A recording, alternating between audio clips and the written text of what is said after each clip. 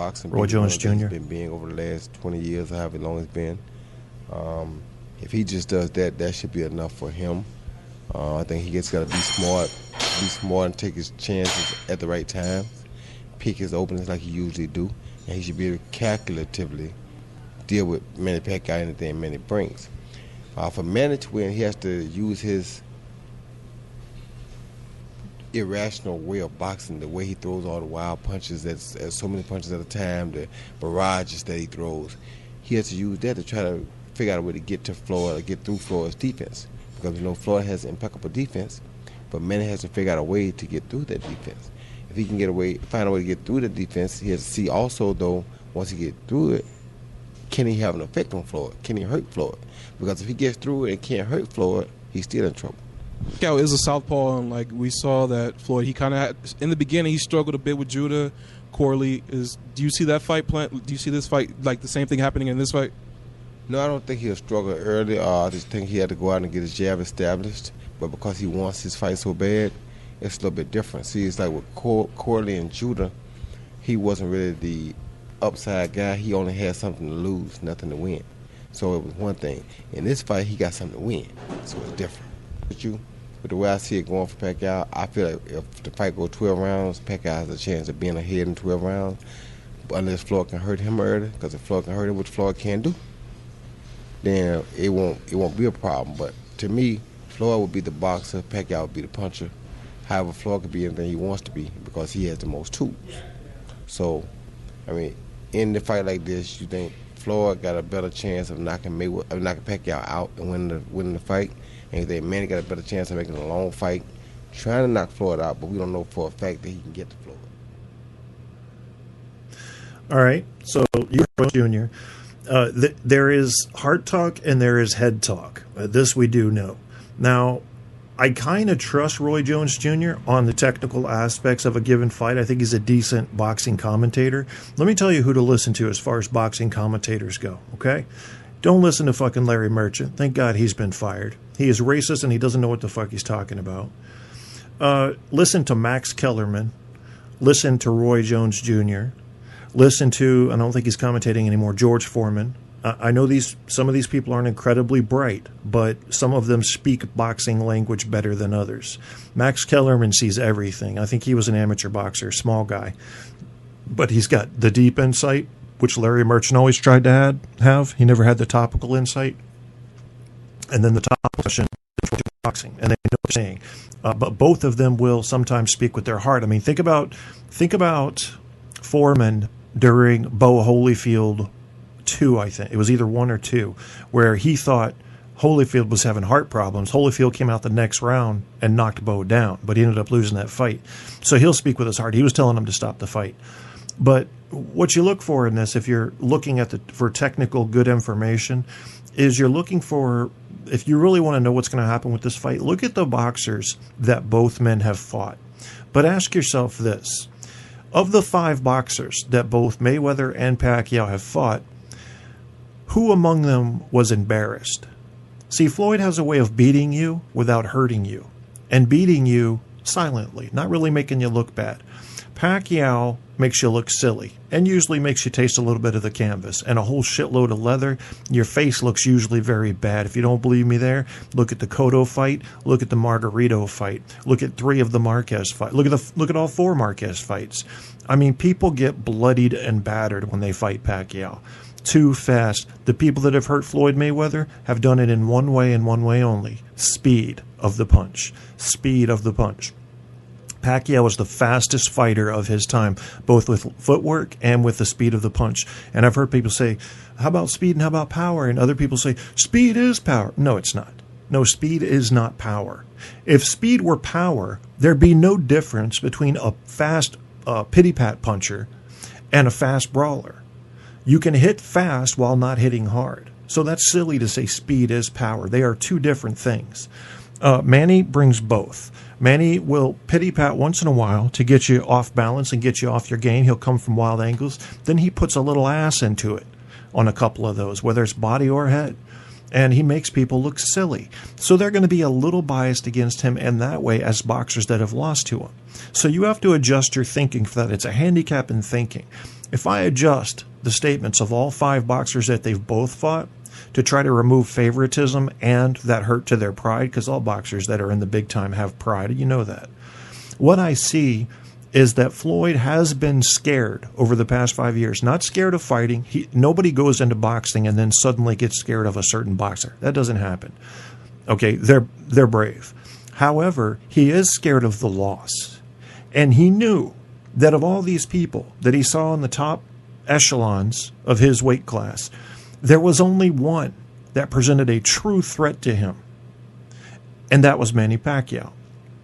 Now, he accused Pacquiao of being on the needle. Maybe he was. I don't know. I mean, I haven't seen credible evidence that Pacquiao was taking steroids. There were tests going on, Olympic-style tests the whole time, and he never got busted for anything, so I'm not sure what that's about.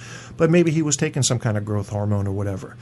Also, you have to factor in that Manny, who has refound his religion, is being nicer to boxers, okay? He was asking Margarito by the 11th and 12th round, "Are you all right? Are you all right?" He kept looking at the ref. Okay, he had made this man's face swell up so much you could barely tell where his eyes were. And he didn't want to hurt him. He was a classy guy there, letting the guy finish the fight. Floyd lets guys finish the fight because, one, he doesn't really have knockout power. If he does, he doesn't use it. And second, he wants to win on points, and he doesn't want to do more than he has to. What a weird thing for a boxer, to work 12, 14 hours a day, and then go into a boxing match and say, if you throw 13 punches, I'm going to throw 15. If you throw 15, I'll throw 17. But he never says, if you throw 13 punches, I'm throwing 40. There won't be any doubt. That's a Pacquiao approach. Pacquiao's coming with volume. The problem with a volume puncher is exposure, and Floyd is good at finding that. So the question really comes down to this. Manny's going to get caught with counter rights. I can promise you that. They're going to hit him on the button. I can promise you that. Some of them will have the power. Floyd has power if he wants to use it, to wobble Manny. But we've seen Manny hit, and we've seen Manny wobbled. For example, in both Bradley fights, okay? Manny can be wobbled. That concussion from the Marquez fight doesn't mean shit now. Doesn't mean shit. All you need is 60 to 90 days, and all that healing is done. The brain is remarkable in that way.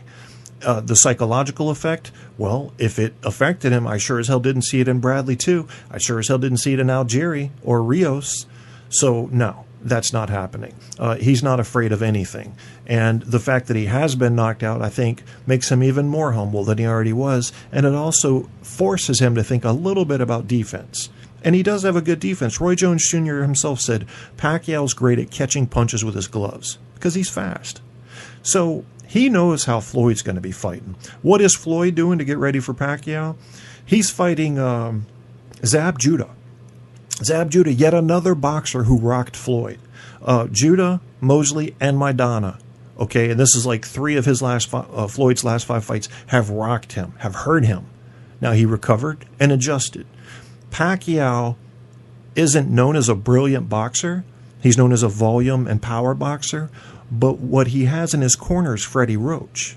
And make no mistake about it, when you've won Trainer of the Year 7 out of the last 8 times, there's a reason for that.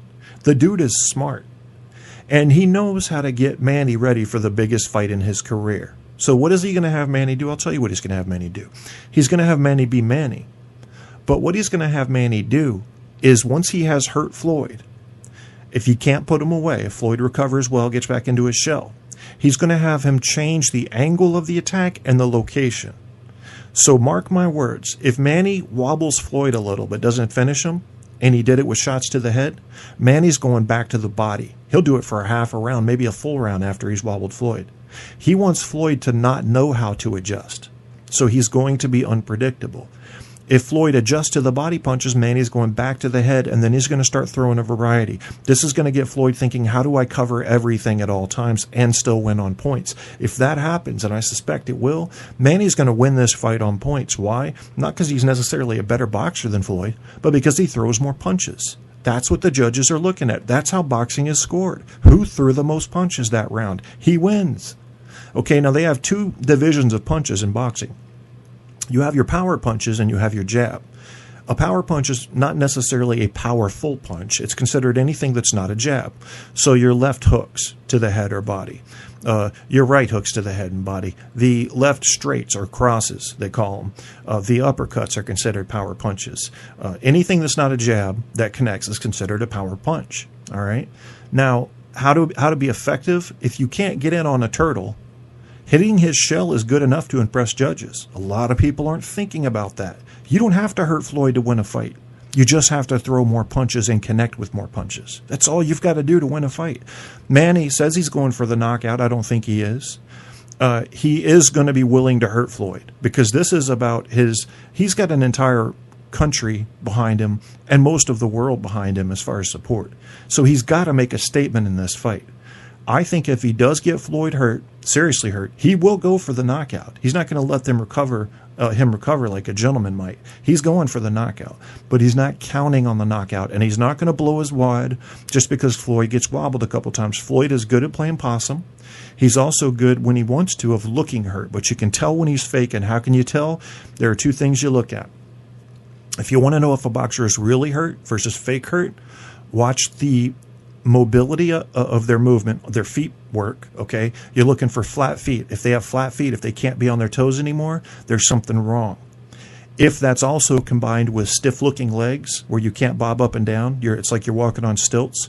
And here's the real trick, and you can tell this with Mosley and De La Hoya. Look at the back. Look at how their torso moves, going from down in the lower back up to the neck.